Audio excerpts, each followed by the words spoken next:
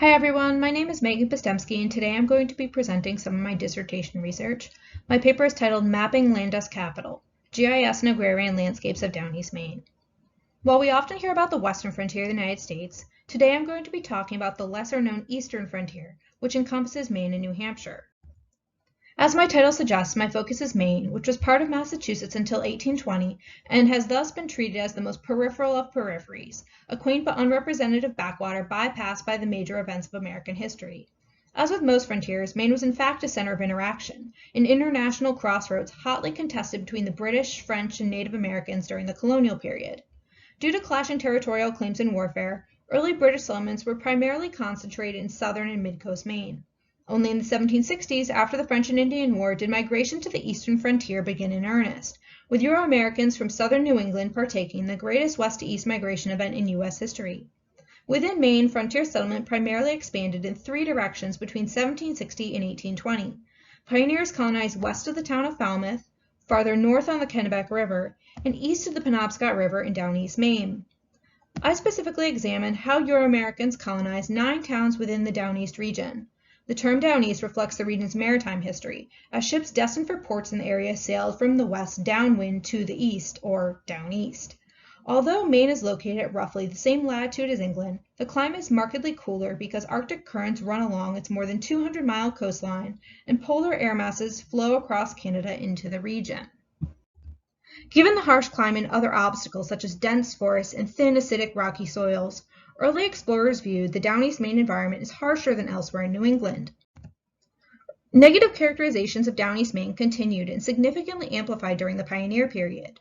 Regional histories discussing this period often emphasize how frontier activities remained constrained by these environmental factors, as well as historical events like the American Revolution, trade embargoes, and the War of 1812. Frontier myths and myths of rural American life both contribute to and contradict this narrative of hardship.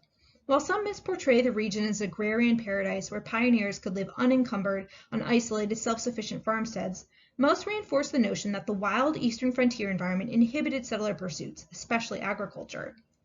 In this paper, I interrogate the notion of the largely static and tractable frontier environment, examining how humans transformed the Downeast Maine environment as they established farmsteads at the dawn of the 19th century.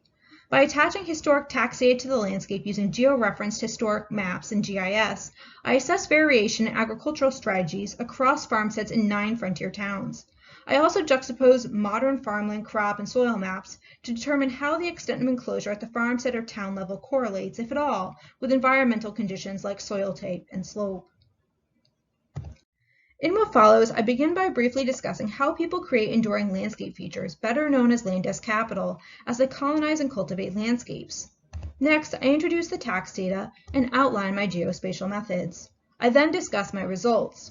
Mapping modern environmental data supports historical accounts describing the landscape as marginal for agriculture, but also reveals that coastal areas showed more agricultural promise than northern interior lands of the study area. Despite environmental differences, geospatial analysis of the tax data suggests households adopted largely similar farming strategies.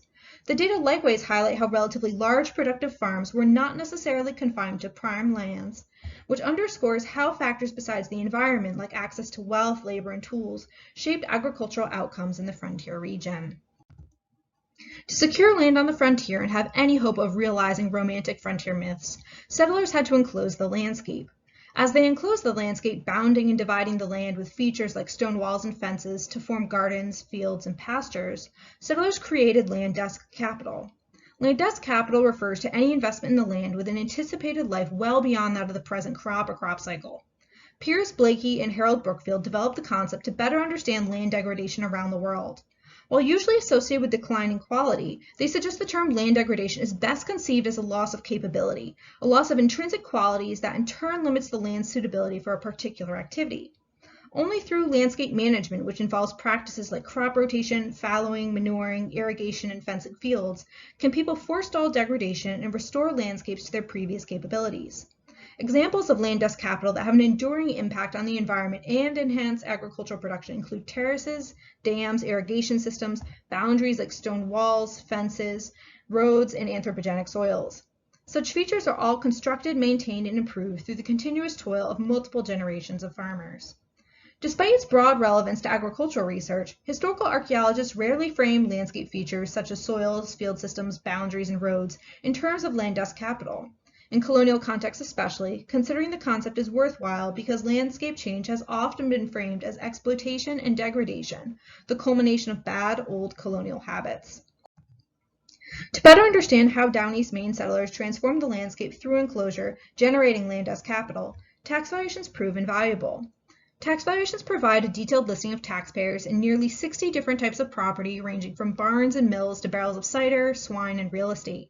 In this paper, I focus on acreage and production of 3 types of improved land: tillage, hay, and pasture. I analyzed acreage and production data for 3 different years using valuations retrieved primarily from the Massachusetts State Library in Boston. The temporal scope of my analysis is narrowed to 19 years from 1792 until 1811 because earlier records were either not consistently available or not sufficiently detailed for the towns in my study area. Even within that time frame, records were not available for all the towns as shown in the table. To gain insight into the historic landscape via the tax data, I conducted statistical and geospatial analyses. Given time constraints, today my focus is the geospatial analysis, but I'd be happy to elaborate on the statistical component later if someone has a question.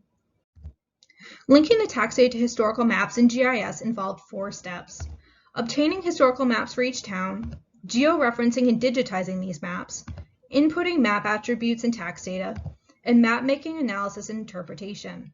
In theory, the process is straightforward and easily replicated, but given the flexibility of GIS, the tax data could have been interpreted and visualized in countless ways.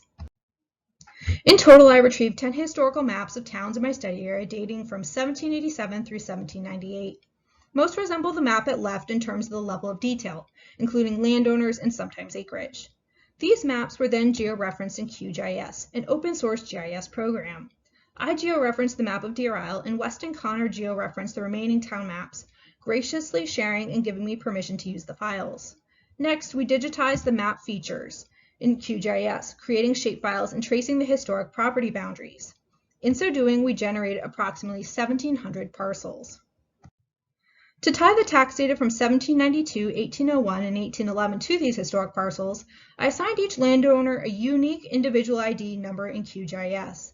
I then assigned each ID to the corresponding individual listed in the tax records, and thus was able to join the tax data to the spatial data in QGIS based on this ID.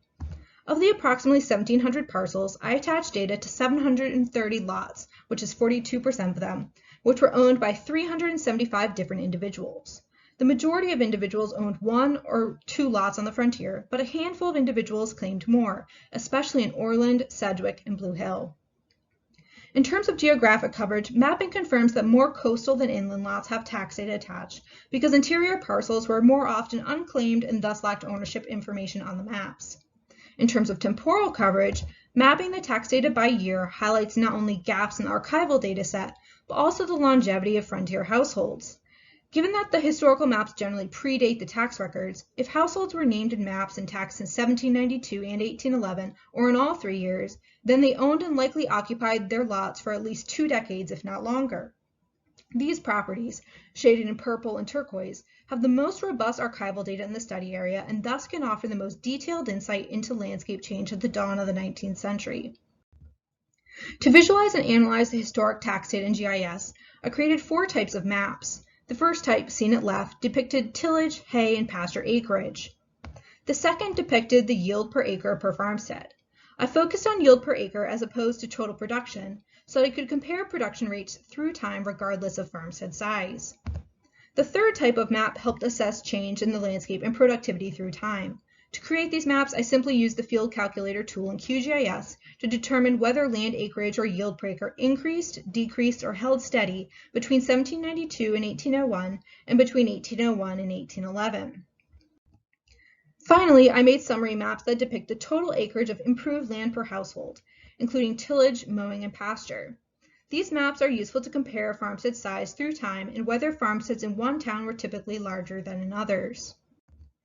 To better interpret patterns in the data, for example, why farmsteads in one area might be larger or have more pasture, I also examined spatial data from the U.S. Department of Agriculture Natural Resources Conservation Service, including data for farmland classification, the National Commodity Crop Productivity Index, and soil pH for the historic towns. Because soils integrate long and short-term history, the contemporary landscape conditions are necessarily different from those in the past, yet they should be broadly analogous. Of these datasets, the pH data should be viewed most cautiously because soil chemistry is more mutable than aspects like soil type or slope. Although using modern soil pH as a general proxy for the past is hardly ideal, I decided the data was worth examining because regional history specifically indicate that acidic soils, among other factors, significantly hampered Downeast agriculture. Overall, the data indicate that without intervention like manuring or liming, most soils in the study area today are not ideal for agriculture by these metrics. By extension, this implies these lands were not ideal for farming in the past, as most baseline attributes are unlikely to have changed significantly in 300 years. While the data broadly contribute to the notion of the marginal frontier environment and support historical accounts, mapping reveals that not all areas were equally marginal for agriculture.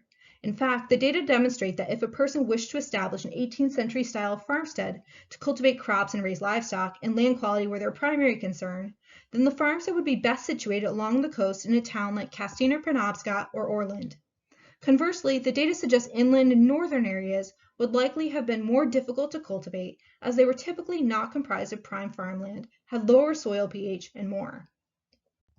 Returned to the maps of improved land, what becomes apparent is that some of the largest and most productive farms in the region were consistently in Castine and Penobscot, or situated on or adjacent to prime lands.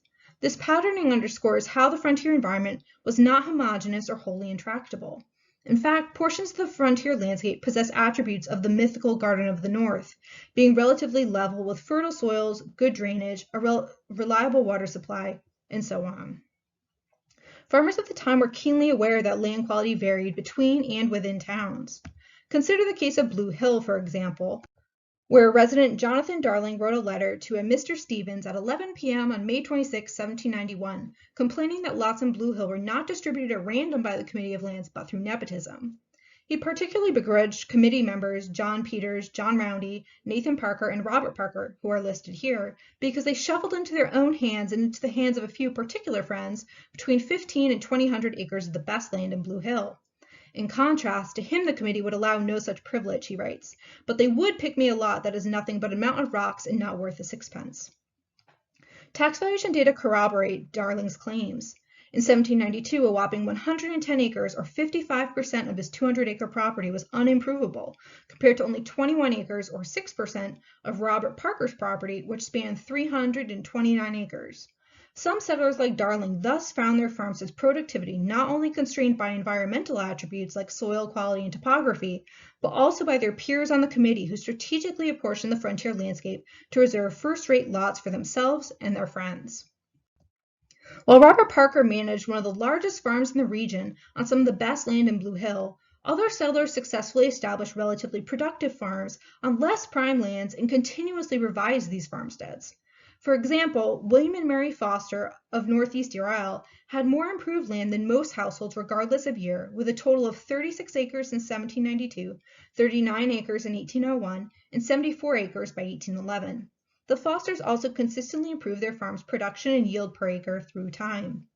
In general, data for the mapped households indicate that most owned 1 to 4 acres of tillage and 10 acres each of mowing and pasture, give or take.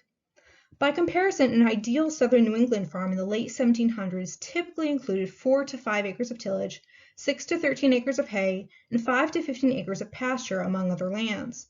Aside from having less tillage, the composition of frontier farmsteads was similar to southern New England farmsteads, which in turn suggests settlers tended to transplant familiar farming strategies to the Downeast Maine landscape. To conclude, variation in frontier environmental conditions did not necessarily translate to variation in farming strategies, nor did it determine farmstead success.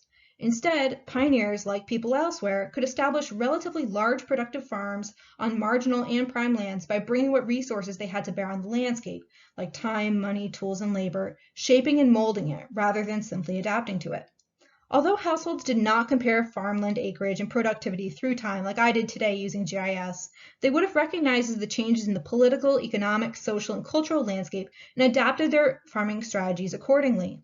The analysis indicates that some households in the sample probably worked larger fields through time to maintain production and counteract diminishing returns, while others managed a more sustainable agricultural system that provided consistent desired resources. In either case, households converted fresh frontier lands to establish farmsteads reminiscent of those in southern New England, creating Landesque capital in the process. The analysis also illustrates how GIS as a method helps visualize and provide a multi-scalar perspective on historical agrarian landscapes.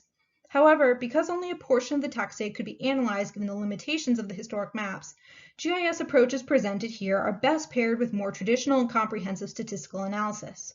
Moving forward, integrating documents like property deeds and survey records with historical maps and GIS would help provide a more complete perspective on patterns of land use and production through time. Thank you.